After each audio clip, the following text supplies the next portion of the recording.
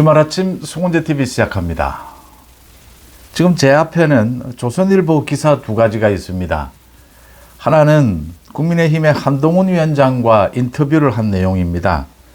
이게 엊그제 한동훈 위원장이 대구에 갔을 때 1시간 짬을 내서 이렇게 인터뷰한 내용이어서 새로운 것은 별로 없습니다. 그동안 한동훈 위원장이 쭉 이야기해 오던 것들, 그런 이야기들을 잘 정리해 놓았습니다.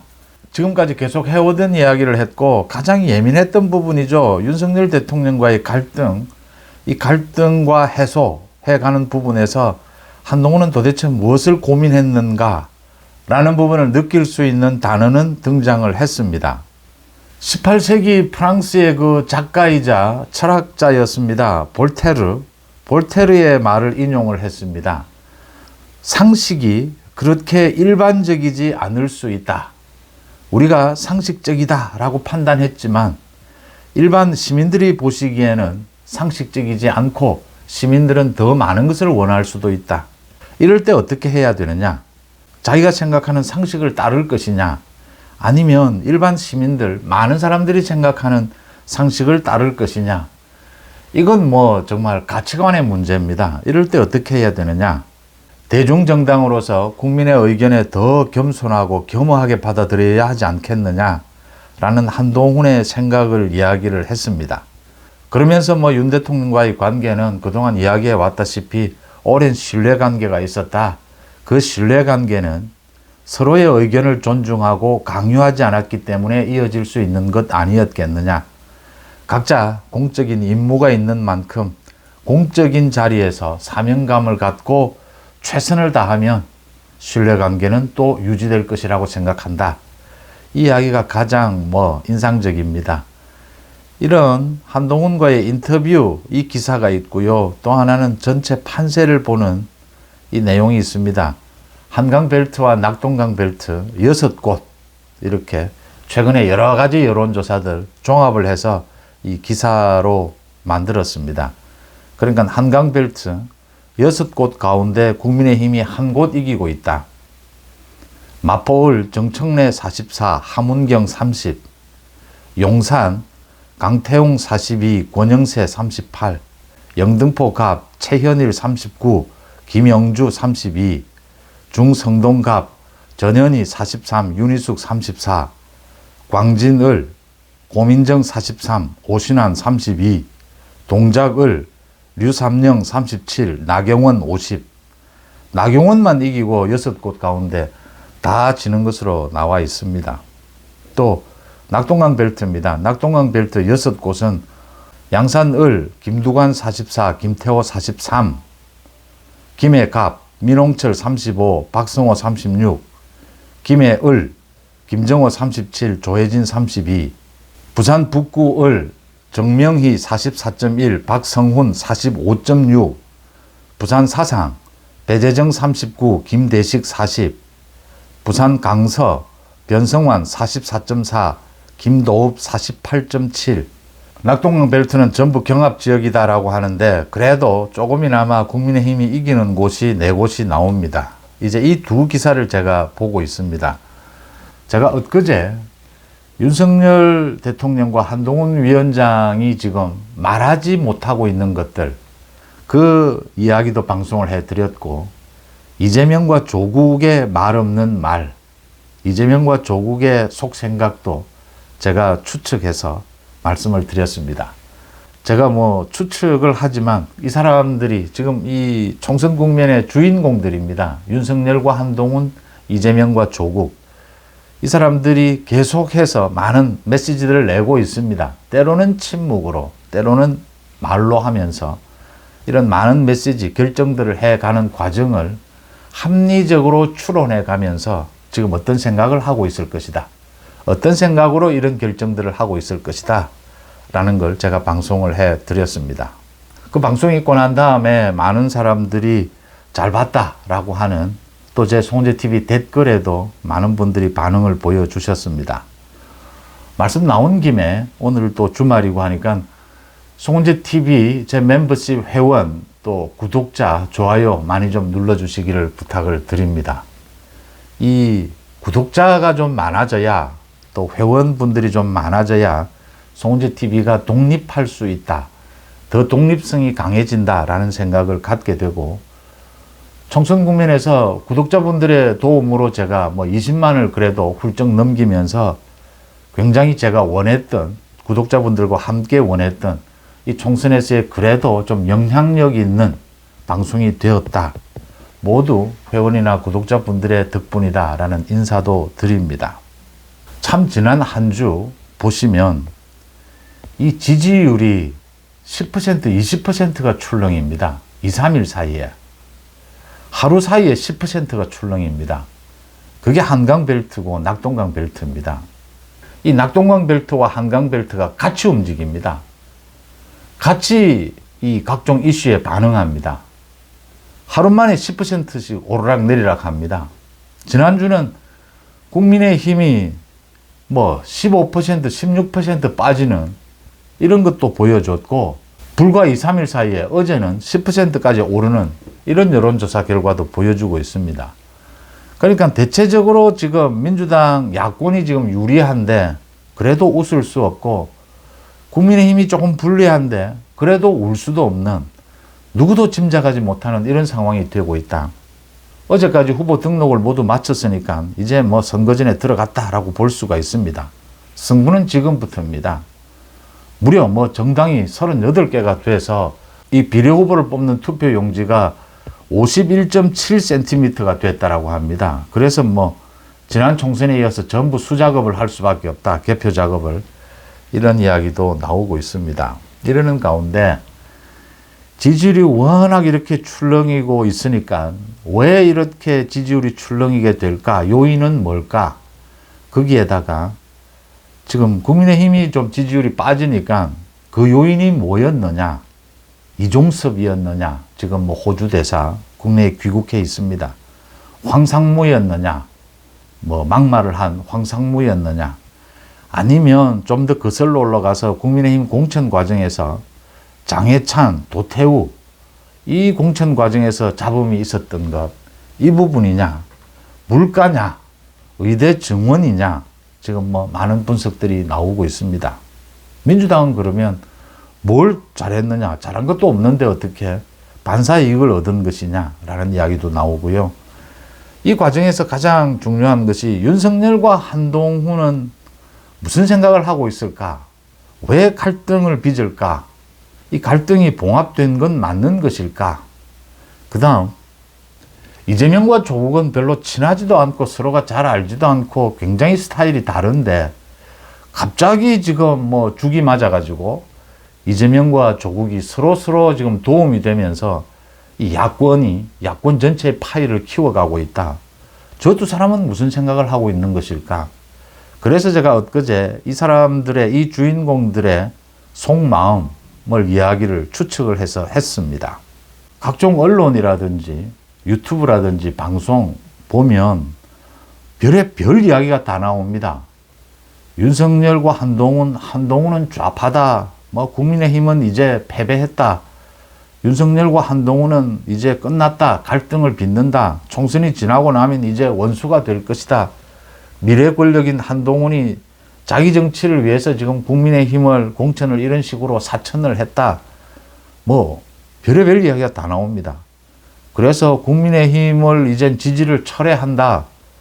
또 뭐 윤석열 대통령이 격분을 했다. 이게 뭐 이간질일 수도 있고 이 야권 쪽에 이 여권 자체에 또 분열을 보이는 부분도 있습니다. 지금 뭐 좌파다 우파다 진보다 보수다를 떠나서 이런 많은 언론들, 이젠 언론과 유튜브가 거의 비슷해졌습니다. 그래서 거의 비슷한 태도를 보이면서 각종 추측들이 나오고 있는데 여기에는 가짜 뉴스도 있고 오보도 있고 뭐 막 뒤섞여 있습니다.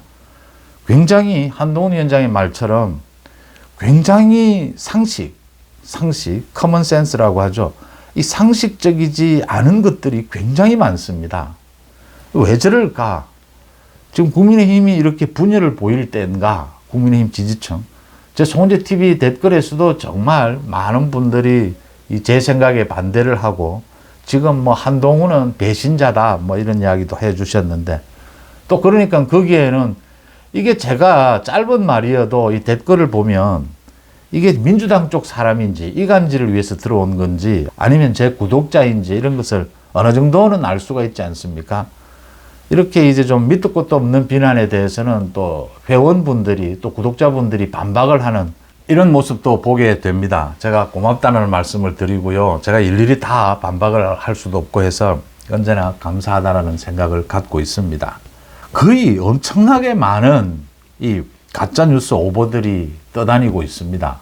그러니까 뭐 여러 가지 이유가 있습니다. 가장 큰 것은 이 경제적인 부분입니다. 그러니까 어그로를 떨어서 이 시청률을 높여서 이 경제적인 수입을 노리는 것입니다. 경제적인 수입을 노리고 또 이 공천 과정이 되면 각종 어떤 이권이 오고 갑니다. 청탁이 있고 그걸 거부하게 되면 이 공천 과정에서 주로 비난하는 사람들의 상당수가 자기 뜻대로 안 되면, 자기가 부탁한 게 안 되면 바로 비난을 합니다.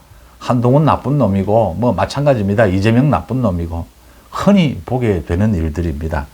모두 그 뒤에는 돈이 있다라는 게 가장 지금은 그런 분위기가 가장 중요합니다. 그래서 그런 부분들, 그런 언론, 유튜브까지를 모두 걸러내는 방법은 간단합니다. 이게 어그로를 떠는 것이라든지 이러면 비상식적입니다. 이게 재미는 있습니다. 비상식적이면. 상상력을 동원해서 뭐 별의별 이야기를 다 합니다. 윤석열과 한동훈이 뭐 완전히 끝났다 뭐 이런 이야기를 합니다. 그런 유튜브나 언론 기사를 걸러내는 가장 좋은 방법은 이 한 달이나 두 달만 지켜보시면 말을 굉장히 바꾸게 됩니다. 자기가 한 말, 자기가 한 예측 이런 것들이 많이 틀려서 변명을 하게 됩니다. 뭐 이래서 또 뭐 견제하기 위해서 이런 말을 했던 것이다. 많은 이렇게 자기 말을 바꾸는 것, 자기 방송의 태도가 바뀌는 것, 기사의 태도가 바뀌는 것, 일관성입니다. 논리력이죠. 논리적인 일관성을 굉장히 자주 상실하게 됩니다. 이 과도한 말, 가짜뉴스, 오보를 하게 되면 그런 과정을 거치게 됩니다. 이 취재력이 떨어져서 취재를 정밀하게 하지 않아서 그럴 것이다. 이런 생각도 하게 됩니다. 윤석열과 한동훈의 이 케미를 보면서 한국 정치가 한 단계 도약할 수 있을 것이다. 라고 저는 봅니다. 계속 해왔던, 말씀드렸던 부분입니다. 몇 가지가 있습니다. 가장 큰 것이 제가 40년 가까이 정치 쪽을 취재를 하면서 많은 정치인들과 대화를 하고 인터뷰를 하면서 이 느끼는 점입니다. 비교를 하는 점입니다. 전두환에서 노태우로, 뭐 YS와 DJ의 갈등, DJ에서 노무현으로, 그 다음 YS와 이회창의 관계가 있습니다. 또 이어서 이명박과 박근혜의 갈등, 뭐 이런 것들을 보게 됩니다. 문재인과 이재명의 갈등, 최근 들어서는요. 또 박근혜와 윤석열의 뭐 갈등과 화합, 많은 것들이 있습니다. 그 중에 윤석열과 한동훈의 특징은 정치를 갓 시작한 사람들입니다. 윤 대통령도 그렇고 한 위원장도 그렇고. 그래서 사적인 이익을 앞세우는 것이 상당히 약합니다. 다른 정치 지도자들에 비해서. 그 다음 상식이라는 말을 한동훈이 했는데 굉장히 합리적인 상식으로 풀어가려고 노력을 합니다. 이 두 사람이 전체적으로. 합리적인 상식, 그 법적인 합리성, 이걸 바탕에 두고 있습니다. 그 다음 이 두 사람이 케미로 본다면 굉장히 스타일이 다릅니다. 그래서 갈등도 빚어지게 되고 또 뭐 그걸 언론에서는 봉합이다. 어제도 윤 대통령과 한 위원장이 그 천안함 그 행사장에서 만났는데 같이 또 어깨를 두드리고 했다. 봉합을 했다. 뭐 봉합을 할 것도 없고 갈등할 것도 없고 또 모두가 갈등이고 또 모두가 화해입니다. 계속 되풀이되는 부분입니다. 두 사람의 스타일이 너무나 다르다라고 하는 겁니다. 이 상식을 보는 시각도 다릅니다. 윤 대통령은 자신이 상식이다라고 판단을 하면 그 판단을 믿고 밀어붙입니다. 다른 리스크가 발생을 하면 또 다른 요인으로 그것을 무마해 가면서 보완해 가면서 자신의 상식대로 밀어붙입니다. 그런데 한동훈은 상식이다 하더라도 볼테르의 말을 인용을 하면서 이렇게 이야기를 하는 겁니다. 자신이 상식이라고 생각하더라도 국민들이 생각할 때 조금 더 원한다면 거기에 국민들에게 따라야 하지 않겠느냐라는 이런 유연성을 또 보여줍니다. 그 다음 윤석열 후보는 대선 기간에 보시면 좀 말실수도 굉장히 좀 많았습니다. 그런데 그걸 다른 걸로 덮으면서 끌고 갑니다. 선이 굵은 정치죠. 이 한동훈은 말실수를 거의 하지 않습니다. 굉장히 정밀합니다. 제가 이걸 굉장히 나쁜 의미로 공천이나 이 과정을 보면서 나쁜 의미로 뭐 결백증에 가까울 정도다. 그래서 그 단어는 잘 안 쓰려고 합니다. 안 좋은 의미이기 때문에요. 좋은 의미로 정말 철두철미합니다. 이게 윤석열의 이 리더십과 한동훈의 이 참모형 리더십의 차이를 보여주고 있다. 뭐 이런 것을 봅니다. 본인들도 지금 공천 과정을 겪으면서 대통령으로서 비대위원장으로서 처음 겪는 일입니다. 이 흔히 있는 일입니다. 저도 40년 넘은 친구들이 있습니다. 그런데 같이 어떻게 일할 게 있어서 해보면 깜짝깜짝 놀랄 때가 있습니다. 40년간 내가 알아왔던 친구가 이런 면이 있었나? 같이 일을 하다 보면 그런 걸 느낄 때가 있습니다. 아마 윤과 한도 이런 부분을 많이 느낄 것이다. 한동훈이 뭐 총선이 지나면 유학을 가느냐, 그러니까 뭐 한동훈이 이제 더 배우는 것보다는 뭐 봉사하는 것이 중요하지 않느냐, 이렇게도 이야기를 합니다. 유학 가면 안 되죠. 그러면 국민들한테 속인 것이죠. 지금 이렇게 많은 공약을 내고 약속을 해놓고 이 선거가 지나고 난 다음에 유학 떠나버리면 이 약속을 누가 지킵니까? 한동훈 자신이 챙기고 지켜야죠. 당정 어디에 있든. 물론 윤석열 대통령이 챙기겠지만. 주역이 있지 않습니까? 동양의 오래된 이 고전이죠. 주역. 이 역이 바뀐다라는 의미지 않습니까? 바뀐다, 바꾼다. 그래서 세상의 핵심을 꿰뚫었다. 세상 이치에 그런 이야기들을 합니다. 역, 바뀐다. 이게 가장 맞는 말인 것 같습니다. 배신 이야기가 참 재밌습니다. 한동훈이 윤석열을 배신했느냐, 좌파냐. 한동훈이 지금 뭐 좌파들, 김경률을 비롯해서 좌파에게 휘둘려서 지금 공천을 저렇게 하고 장해찬과 도태호를 잘라내고 저런 민주당에서 온 사람들은 우대하면서 지금 집토끼를 깔보고 있다. 영남을 깔봤느냐. 정말 신뢰를 했는데 배신을 했다. 그걸 어겼다라는 데는 이게 그 사람의 가진 인격도 있고 또 그 사람이 가진 능력도 있지 않습니까? 인격적으로는 배신하고 싶지 않은데 능력이 모자라서 못 따라가서 참 신뢰를 어길 수밖에 없을 때 이건 이제 배신으로 생각지는 않지 않습니까? 여기에 좀 더 깊이 들어가면요. 이 역이 있습니다. 변화가 있지 않습니까? 세상도 변하고 윤석열도 변하고 한동훈도 변합니다.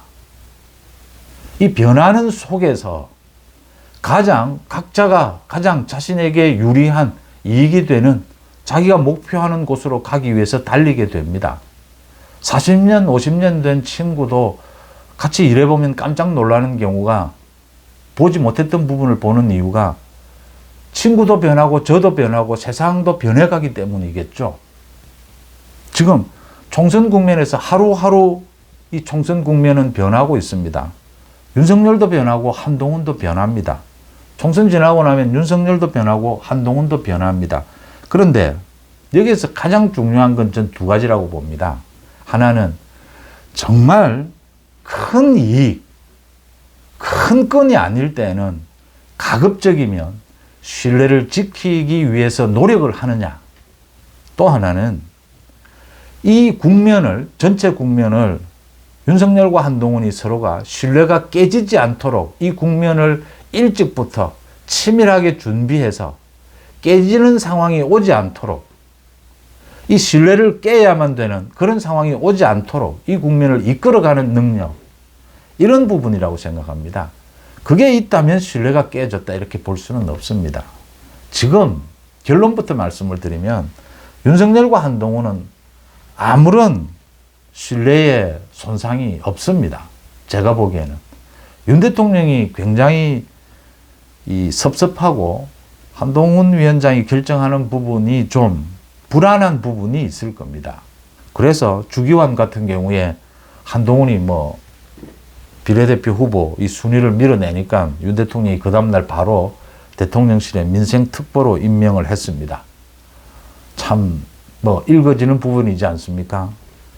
이 윤 대통령과 한동훈 위원장의 스타일의 차이고, 이 부분은 제가 말씀드린 대로 한동훈 위원장이 지금 자신이 당대표다라는 걸 분명하게 보여주고 있는 것이고, 윤 대통령은 그걸 알면서도 이게 지금 불안한 부분도 있고요. 또 한편으로는 너무 지금 한동훈이 좀 너무 넓게 포지션을 잡고 있는 게 아니냐. 이재명과 조국이라고 하는 저 범죄 공동체입니다. 범죄 연대입니다. 저 두 사람은 절대 공통점도 없고 스타일도 다른데 지금 범죄 연대라는 것, 한동훈이 이야기하는 극단주의입니다. 저는 극단주의적인 그런 생각으로 지금 연대가 되어 있는 겁니다. 저걸 맞서는데 윤석열 대통령이라면 한동훈과 전혀 달랐을 겁니다. 지난 대선 후보 때처럼 딱 원칙과 상식에 바탕을 해서 윤 대통령 특유의 그 선굴번 정치로 밀어붙였을 겁니다. 아마 지금의 한동훈을 비판하는 많은 국민의힘 지지층에서는 그런 윤석열에게 환호를 할 겁니다. 그런데 한동훈은 그렇지 않다라는 데 대해서 좀 여러 가지 윤 대통령의 생각이 있을 겁니다. 그게 갈등입니다. 모든 인간관계는 갈등과 화합을 거치면서 계속 앞으로 나아가게 되는 것입니다. 뭐 가족관계, 부부관계도 마찬가지지 않습니까? 한동훈 위원장의 판단을 이 대목에서는 윤 대통령이 믿어주는 겁니다. 뭐 한동훈이 하자는 대로 지금 다 해주고 있는 겁니다. 앞으로 남아있는 게 이제는 공수처에 지금 문제가 다 드러나고 있습니다. 수사도 하지 않을 걸, 소환도 하지 않을 걸 6개월 동안 출국 금지를 왜 했습니까? 출국 금지 문제가 있다고 해서 들어오니까 소환, 총선 때까지 소환 못 한다라고 합니다. 못 하죠. 그 수사력으로 무슨 소환을 합니까? 지금 압수수색 한 건 뭐 분석도 안 되고 있는 판인데요. 공수처의 문제가 지금 다 드러납니다. 남아있는 건 하나입니다. 의대 증원 부분입니다. 의대 증원 부분, 이게 총선 국면에서 가장 폭발력이 큰 것일 것이다. 많은 걱정을 합니다. 지금 뭐 정부가 2,000명, 이제는 뭐 대학별로 정원도 배분을 했습니다. 그런데 의료계에서는 이제 타협책, 이제 유연한 이 협상을 하자, 대화를 하자, 유연한 뭐 다른 안들이 나오고 있습니다. 이 2,000명은 물러설 수 없다면, 그러면 2,000명을 지키고 뭐 또 다른 방법을 한번 찾아보자. 이 시작하는 시기를 1년 늦추든지 뭐 여러 가지 방안들이 나오고 있습니다. 이 제가 예를 들어서 말씀드리는 겁니다. 이게 정말 국민들이 의대 증원하는 건 맞다. 그런데 2,000명 그렇게 밀어붙이는 것은 좀 문제가 있다. 국민들의 상식이 그렇다면 한동훈은 또 이야기하게 될 겁니다. 2024년에 2,000명을 늘려라라고 우리 헌법에 규정이 되어 있습니까? 아니지 않습니까? 윤 대통령이 그걸 모르겠습니까? 만약 지금부터 일주일이 지난 다음에 또 지지율은 계속 출렁일 겁니다. 한동훈 위원장이 윤 대통령에게 2,000명을 좀 수정을 합시다. 좀 줄입시다라고 하면 윤 대통령이 어떻게 해야 되겠습니까? 제가 예를 들어서 말씀을 드리는 겁니다. 이 의대 증원 부분이 가장 예민하고 폭발력이 큽니다. 윤 대통령이 받아들입니다. 저는요, 이번 이 공천을 보면서 국민의힘 공천, 잘된 공천이다라고는 생각지 않습니다. 그런데 민주당에 비해서는, 이재명의 공천에 비해서는 2배로 잘된 것이다. 이재명의 공천이 40점이라면 이 한동훈의 공천은 80점이다. 한동훈 자신이 정말 사적인 감정이 하나도 들어가지 않았다라고 했는데 저는 그걸 믿습니다. 몇몇 얼굴을 봐도요.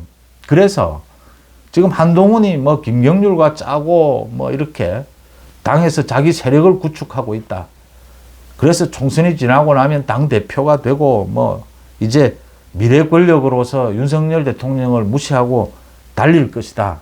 자기 정치를 하고 있다. 자기 살 길 찾고 있다. 참 정치를 단순하게 보고요. 참 정치를 10년 전, 20년 전 우리나라 정치 문법으로 보고 있습니다. 지금 국민의힘의 공천을 받은 후보들, 비례대표 후보까지도요. 한동훈에게 고맙다. 한동훈이 나를 공천 줬다 생각할 사람 몇 명 되는지 제가 한번, 지금 뭐 겉으로는 한동훈과 가장 친한 것처럼 할 겁니다. 한동훈으로부터 공천을 받았다. 속으로 그렇게 생각하겠습니까? 이렇게 공천하면 이거 제가 40년 정치 취재하면서 이렇게 공천하는 것은 당대표가 처음 봅니다. 이 한동훈의 사적인 것 하나도 없다라는 걸 저는 믿습니다. 이래서 윤 대통령이 한동훈이 불안하고 한동훈이 좀 문제가 있다 여러 가지가 생각이 들어도 한동훈의 손을 들어주는 건 꼭 총선 승리만은 아닙니다. 이게 총선 승리에 문제가 있다라고 생각하면 윤 대통령의 지금 영향력과 힘으로 한동훈을 바로잡을 수 있습니다. 지금도 할 수 있습니다. 한동훈은 또 그걸 알고 있는 겁니다. 그래서 한동훈이 한 번씩 소위 말씀드려서 대통령실에 들이받을 때 지금 한 번, 두 번 정도 들이받았습니다. 김건희 여사 가방 문제가 있을 때 기자들 앞에서 대통령실에서 나보고 사퇴하라고 한다. 못한다. 이 뭐 완전히 윤 대통령에게 들이받는 겁니다. 이걸 보면서 제 느낌입니다. 한동훈이 오버한 거죠. 왜 오버했을까요? 한동훈이 윤석열 대통령을 너무 잘 알고 있는 겁니다. 이 정도로 세게 들이받지 않으면 대통령 움직이지 않을 것이다라고 한동훈은 보는 겁니다. 또 있었습니다. 2번입니다. 정부를 향해서 윤 대통령을 향해서 오만하다라고 했습니다. 대통령실이 오만하면 국민들의 여론을 듣지 않으면 큰일 난다. 선거에서 뭐 망친다. 윤 대통령을 향해서 오만하다라고 이야기한 겁니다. 이번도 한동훈의 지금 어떤 감인 거죠. 이 정도 들이받지 않으면 윤 대통령이 이종섭 문제라든지 지금 이걸 처리하지 않을 것이다라고 보는 겁니다. 김경률도 그렇게 활용을 하고 있는데 한동훈이 앞으로는 그러지 않았으면 좋겠어요. 이 부분은. 한동훈이 바뀌듯이 윤 대통령도 바뀝니다. 한동훈, 윤 대통령 관계, 두 사람의 관계를 이 세상에 누구보다 두 사람이 잘 알 겁니다. 제가 정리를 하겠습니다. 지금 총선 국면 윤석열과 한동훈, 이재명과 조국 주인공들입니다. 이 대결입니다. 한동훈이 너무 앞서는 것이 아니냐. 모두 윤석열 대통령의 양해 하에서 계산 아래에서 지금 움직이고 있는 것이다. 이재명과 조국은 말 그대로 범죄 연대입니다. 방탄 연대입니다. 그래서 지금 호흡을 맞춰가고 있습니다. 지지율이 반등하기 시작했습니다. 국민의힘은 의대 정원 부분을 빼고는 거의 다 털었습니다. 악재를. 이재명은 지금부터 이제 악재가 쏟아질 겁니다. 말씀드린 대로 사법 리스크와 저 공천해놓은 저 사람들이 계속 문제를 일으킬 겁니다. 막말한 사람을 공천을 여든 야든 주지 않는 이유는 또 막말을 할 거기 때문입니다. 지금 이재명 마찬가지입니다. 계속 지금 유세 다니면서 막말을 하고 있습니다. 광주 몽둥이로 총으로 두드려 맞으니까 이런 소리를 하고 다닙니다. 중국에 대충 이렇게 쇠쇠하면 될 텐데 외교 관계를 이렇게 이야기합니다. 이재명이 노리는 부분입니다. 이런 막말을 해도 이재명이니까 이재명 지지층, 조직표로 충분히 이길 수 있다 계산하는 겁니다. 지금 조국 거기에 발 맞추고 있습니다. 조국은 막말하는 사람은 아니었죠. 그런데 이번 선거에 나와서 막말을 일삼고 있습니다. 이제 2판 4판이다 이 이야기입니다. 굉장히 예민하게 지지율은 출렁일 겁니다. 저는 지금 과반 획득이 사실은 과반 획득이 아니면 큰 의미가 없습니다. 이게 일당 싸움이냐 과반 획득이냐 170석이냐 이러는데 국민의힘으로서는 윤석열 정부로서는 과반 획득이 아니면 큰 의미가 없습니다. 과반 획득을 해야 국정 주도권을 가질 수가 있는 겁니다. 일을 해볼 수가 있는 겁니다. 지금 일당이 된다라고 해도 야권 전체가 과반을 넘어가게 되면 이건 지금과 똑같은 형태입니다. 제3지대가 완전히 몰락해버렸지 않습니까? 이준석은 사퇴하는 것이 맞습니다. 아마 꼴찌할 겁니다. 이낙연도 마찬가지입니다. 그 두 사람이 몰락한 건 조국 때문이다라고 하는데 그건 겉으로 드러난 현상이고요. 속은 그 두 사람이 합당했을 때 그걸 이준석이 깼습니다. 그 바보 같은 짓이었습니다. 그때도 제가 말씀을 드렸습니다. 그래서 몰락을 해버렸는데 과반 획득입니다. 저는 이 국민의힘이 과반을 획득할 가능성을 이건 진짜 계산으로 나오지 않습니다. 어떤 감입니다. 과거에 YS가 정치를 어떻게 하느냐라고 하니까 감으로 한다라고 이야기를 해서 화제가 된 적도 있습니다. YS는 정치를 감으로 하고 뭐 DJ는 정치를 계산으로 한다 이런 비교가 나오기도 했었죠. 그냥 감입니다. 과반 획득을 윤석열, 한동훈 케미가 해낼 수 있을 것이라고 봅니다. 그 가능성이 훨씬 높다라고 봅니다. 이 앞으로 남아있는 이 시간을 윤 대통령과 한 위원장은 서로가 서로를 지금 읽고 있습니다. 이 두 사람은 갈등을 빚을 수밖에 없습니다. 이 두 사람은 검사 생활을 할 때부터 언제나 이 갈등을 빚어왔습니다. 그런 의미에서 이제 지금은 대통령과 당대표로서 이 갈등을 빚는 것인데 이 갈등은 앞으로 계속될 겁니다. 계속 갈등을 빚고 또 화합하고 이런 과정을 계속 겪게 될 겁니다. 그런데 그게 원동력입니다. 힘입니다. 그게 승리할 수 있는 힘입니다. 이 상사와 부하의 관계 뭐 이런 게 아닙니다. 한동훈은 계속 들이받습니다. 자기의 방식을 고집합니다. 그런데 윤석열 대통령이 큰 가닥은 고쳐주지만 다 받아들입니다. 이게 뭘 의미하느냐면요. 윤 대통령이 한동훈이 내하고는 스타일이 다르다. 근데 저것도 맞는 방법이다라는 걸 알고 있는 겁니다. 그래서 말씀드린 대로 이 세상의 변화에 두 사람도 변하면서 바뀌어 갈 줄 안다라고 하는 겁니다. 이재명과 조국은 바뀌지 않습니다. 저는 이것 봅니다. 이걸로 이길 수 있다. 과반 획득은 참 어려운 대목입니다. 지금 뭐 경기도는 60석 가운데 10석이 되느냐 되지 않느냐 이런 이야기까지 나옵니다. 지난 총선에서 그랬으니까요. 참 어렵지만 과반 획득을 해낼 수 있는 것, 그 요인으로 변화를 봅니다. 윤석열과 한동훈의 케미는 계속 변하면서 국민들 앞에서 갈등과 화합을 보여주면서 계속 변화하고 있습니다. 변화하고 있습니다. 한동훈의 말처럼 나의 상식이 국민의 상식과 조금 어긋난다면 나의 상식을 포기하고 국민의 상식으로 맞추겠다. 그 뒤에 윤석열이라고 하는 큰 이 뒤를 받쳐주고 있는 것입니다. 이재명과 조국은 변하지 않습니다. 딱 굳어 있습니다, 지금. 그냥 이판사판입니다. 뭐 두 사람이 얼마만큼 간절한가는 좀 보입니다.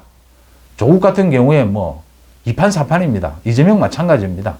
무슨 말이든 내뱉습니다. 이제는 뭐 막가자 이겁니다. 이제 변하지 않습니다. 저는 뭐 전문가는 아닙니다만 주역에서 그렇게 이야기를 하지 않습니까? 세상에 적응해서 변하지 않으면 그건 죽는 것이고 지는 것이다. 윤석열과 한동훈의 케미가 지금 이길 수 있는 이유고 이겨온 이유입니다. 그렇게 쥐고 있는 이 판세를 완전히 뒤집었다가 또 좀 불리해졌지만 뒤집어 갈 수 있는 그 힘은 변화입니다. 적응입니다. 변하고 적응하지 못하는 어떤 생명체도 살아남지 못합니다. 이기지 못합니다. 주말 아침 송은재 TV 마칩니다. 고맙습니다.